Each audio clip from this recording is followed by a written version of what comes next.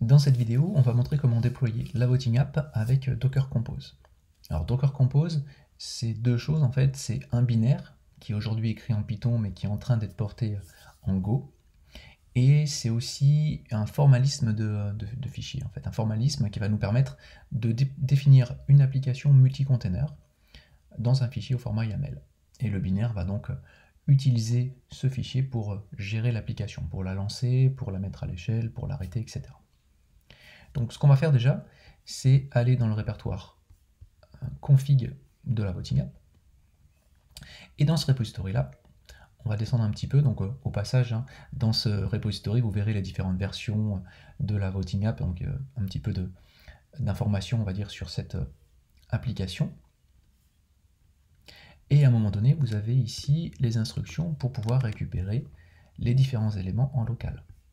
Alors ce que je vais lancer ici, je vais créer un répertoire, donc Voting App, et dans ce répertoire, je vais récupérer les différents repositories de l'application.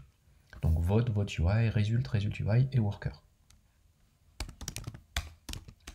Ce que je peux voir ici.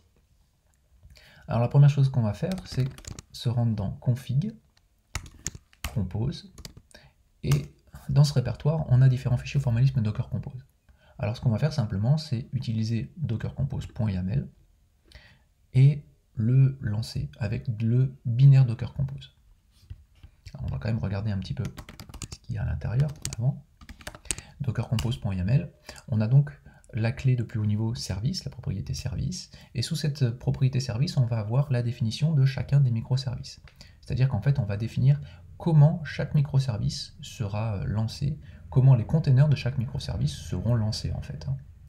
Donc ici, on voit vote, vote UI, result, on a tous les microservices de notre application, et ce qui est important ici, c'est de voir que pour chacun des microservices, on va en fait, alors si on prend le vote là, voilà, on va en fait lui préciser où se trouve le Dockerfile qui va nous servir à créer l'image de ce microservice. Donc ici on est dans un sous-répertoire, dans le repository config, il va falloir qu'on remonte jusqu'au repository vote pour pouvoir y trouver le Dockerfile. Donc c'est ce qu'on indique ici avec l'instruction build. Alors il y a d'autres instructions qu'on va pouvoir utiliser avec Docker Compose, on ne va pas toutes les voir ici, mais simplement sans trop rentrer dans le détail, on va dire qu'on va pouvoir définir par exemple des dépendances entre les différents microservices. On va pouvoir définir aussi les ports que chaque microservice vont exposer par exemple. On va pouvoir aussi monter du code applicatif dans le container qui va tourner pour notre microservice de façon, ça c'est d'ailleurs très utile quand on est dans un contexte de développement, de façon à faire des modifications dans notre IDE et que ces modifications soient prises en compte directement dans le container. Et que donc l'application soit reloadée automatiquement. On ne va pas aller trop dans le détail pour l'instant sur la partie Docker Compose. Ce qu'on va faire, c'est qu'on va utiliser le binaire Docker Compose, Docker Compose Up. Docker Compose Up, par défaut, il va lire le fichier qui s'appelle dockercompose.yaml qui se trouve dans le répertoire courant. Si on voulait utiliser un autre fichier que le dockercompose.yaml, c'est-à-dire un fichier avec un autre nom, il faudrait simplement qu'on le précise sur la ligne de commande. On va lui dire un "-d" pour que tout se fasse en tâche de fond, en fait, pour que l'application soit lancée en tâche de fond. Donc ce qui va se passer, premièrement, c'est la création, bon, je ne suis pas rentré dans le détail à ce niveau-là, mais de network qui va nous permettre d'isoler en fait les différents éléments de l'application. Ensuite, il va récupérer certaines images, on le voit ici, il a récupéré l'image Redis. Et ensuite, ce qu'il va faire, c'est qu'il va prendre les microservices les uns après les autres, et il va créer, builder les images pour chacun de ces microservices. Donc pour chaque microservice, il va aller regarder où se trouve le Dockerfile. Donc là, on lui a donné avec les instructions build. Et en fonction du Dockerfile, il va aller créer les différentes versions de chacun de nos microservices. Alors il y a certains microservices qui vont prendre un peu plus longtemps, sur des versions comme Angular, il y a un microservice aussi sur le worker qui est en .NET, ça va prendre quelques dizaines de secondes. Et je vais mettre la vidéo en avance rapide et je reviens juste après.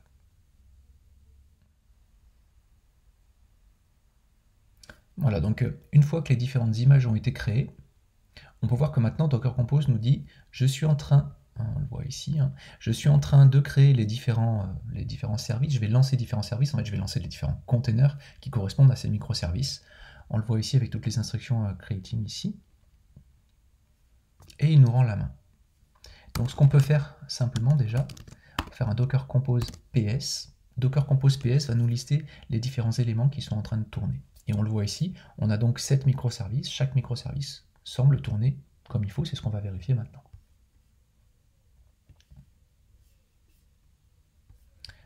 On va se rendre sur localhost port 5000, et là on a bien l'interface qui correspond à notre interface de vote, c'est en fait vote UI. Je clique ici, et si j'ouvre un autre onglet avec Result, on voit bien que le vote a été pris en compte. Je peux changer mon vote ici, et on voit bien que le changement a été effectué.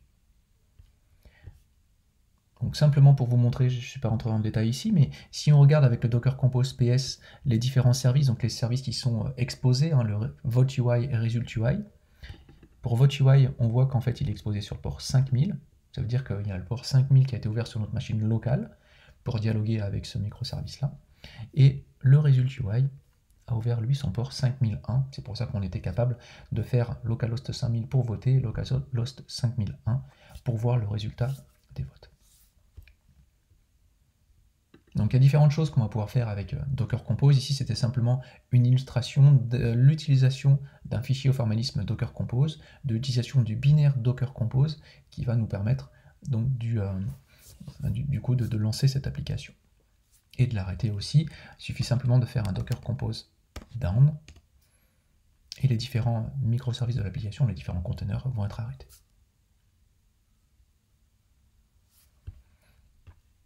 Donc Docker Compose, c'est quelque chose qui est vraiment très utilisé dans un monde de développement.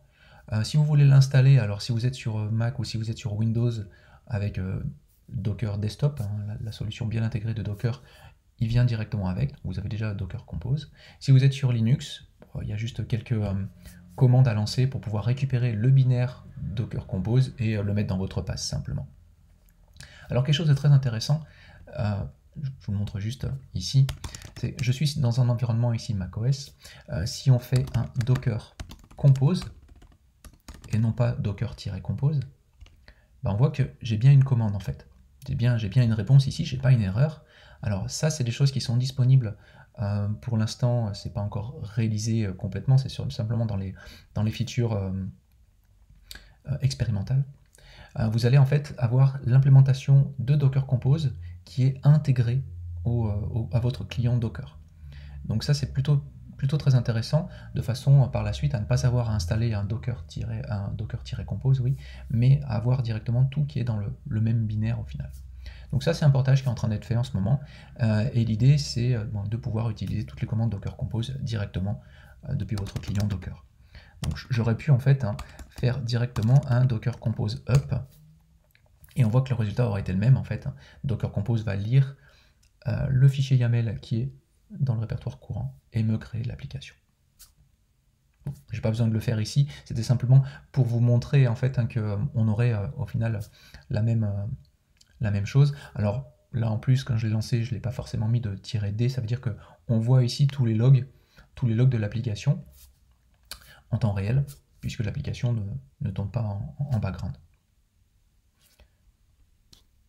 Mais voilà, c'est quand même intéressant de voir un petit peu ce qui se passe dans l'écosystème Docker, et de voir que ce Docker Compose, qui est quelque chose de très utilisé, petit à petit fait son chemin et va être intégré prochainement dans le client Docker. Juste à faire un CTRL-C pour arrêter tout ça.